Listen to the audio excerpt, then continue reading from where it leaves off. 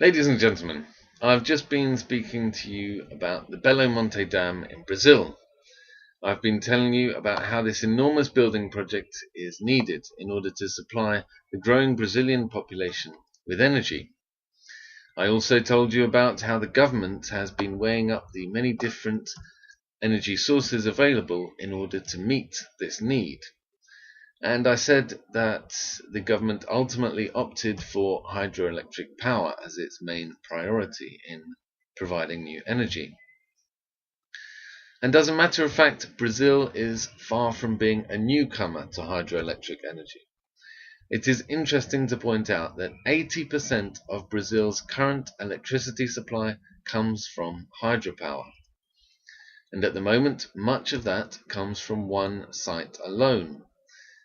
Currently, 17% of Brazil's energy comes from one hydroelectric dam. This dam is in the south of the country and straddles the border with Paraguay. It is called Itaipu and was built in the 1970s. It boasts high levels of efficiency and produces more energy than the world's largest hydroelectric dam in China, despite the difference in size.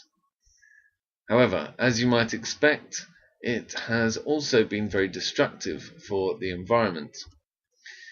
It flooded 1,350 square kilometers and displaced 10,000 families. The building of this dam also brought about the destruction of some of the world's most attractive waterfalls. The Itaipu Dam was built under the military government of the 1970s. At the time, many people opposed its construction, but much of the opposition was stifled and went unheard. Of course, nowadays Brazil is a democracy, meaning that people are able to express themselves more freely.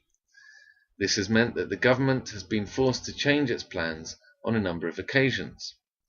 When the plans for the Belo Monte Dam began many years ago, they included flooding 2% of the rainforest for reservoirs. The aim was to generate an immense amount of power, while also displacing tens of thousands of people. Initially, the project would have involved flooding 18,000 square kilometers, but now the plans are to flood much less land. 500 square kilometers in total. This means that fewer people will be affected and more wildlife will survive. Nevertheless, the Belo Monte Dam still faces huge opposition. Most campaigners claim that the government did not consult the population as it should have. They say that the indigenous people living in the area were not asked about how they felt if such a large dam were to be built near them. The Brazilian constitution even states that a consultation process must take place before building on indigenous lands in this way. In response, the government states that a consultation process did indeed take place, and that the local citizens were given the chance to voice their opposition early on.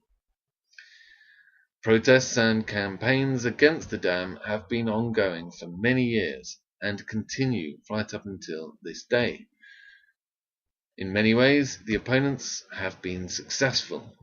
Construction was halted on 2 occasions because of the problems cited by campaigners.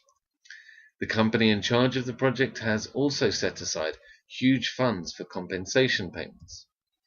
It has made plans to help local communities who suffer as a result of the project. These include protecting the waterways so as to ensure that fish can still be caught. And they also include building homes for 8,000 families. However, the activists say that this is not enough, and that these are just simple gestures. Like with any large infrastructure project, there are many who support the plans for the Belo Monte Dam, and many who oppose them. The opponents clearly have a strong case, but the project is continuing regardless. Across Latin America today, there are hundreds of cases of indigenous people's rights being abused, with this Brazilian example being one of those which stand out the most. However, Brazil is in dire need of more energy generation, and a project of this type could be the only viable solution. Therefore, the centuries-old debate continues, in which those who want to protect what we currently have are pitted against supporters of development and so-called progress. Thank you.